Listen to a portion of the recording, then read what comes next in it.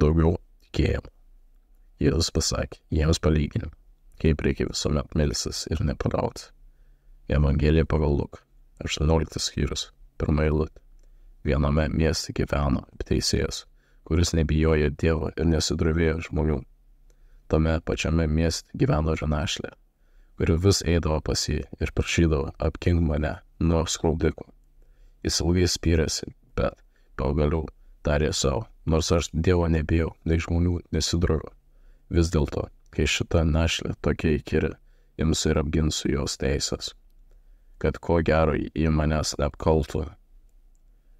Ir viešpats pridūrė, įsidėmėkite, ką pasakė tas nesąžiningas teisėjas, kad nejau Dievas neapgintų teisų savo išrinktųjų, kurie jo šaukėsi per dienas ir naktis ir delstų jiems padėti. Aš sakau jums, netrukus jis apgins jų teisės, bet artėjęs žmogaus sūnus bers žemėje tikėjimus. Nuo 2 iki 8 eilutės. Visiems tai pažįstama meldžiamės ilgai, kartais net metus, dėl kokio nors konkretaus dalyko, bet nieko neįvyksta. Kaip galima tai paaiškinti? Atsakymas slypi paskutinėme žodį tikėjimas. Ar Jėzus randa tikėjimą mumyse? Netikėjimas, kad Dievas atliks kažką mūsų naudai. Ne toks tikėjimas, kad Dievui pavėsime, kad ką jis turi atlikti, kaip ir kada jis turi kažką padaryti, ar kad Dievo turime dėl ko nors įtikinti.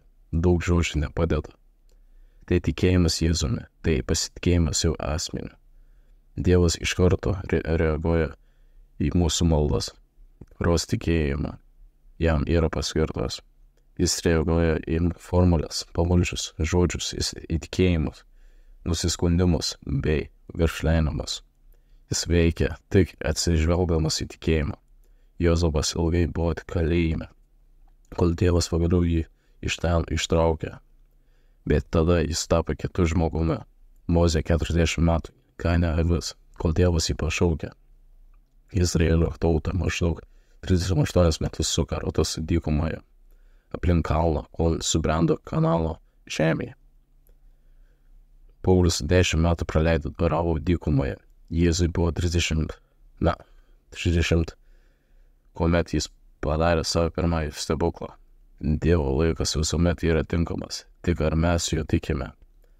Jis turi nuostabus nusprendimus, tokius kaip anuomet Raudonoji jūra, kurią jis tiesiog padalyjo pusiau. Ar mes tikime jo? Jis turi paruošęs išeitis, mums turi planų mums, jis linki mums tik gero. Ar mes tikime jo?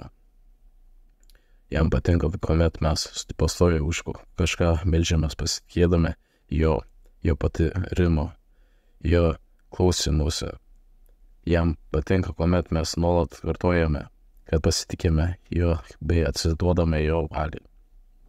Jis yra ten, kur jo vaikai nuoširdžiai jo šaukėsi bei jo pasitikė. Jis randa tokias išeitis iš įvairių situacijų, kokių mes niekuomet nesugalvotume.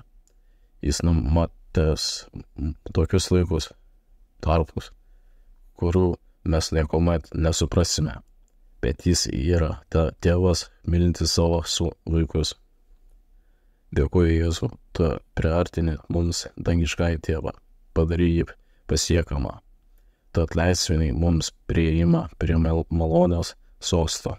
Padovanok mums daugiau tikėjimo, daugiau pasitikėjimo mūsų dangiškojo tėvų.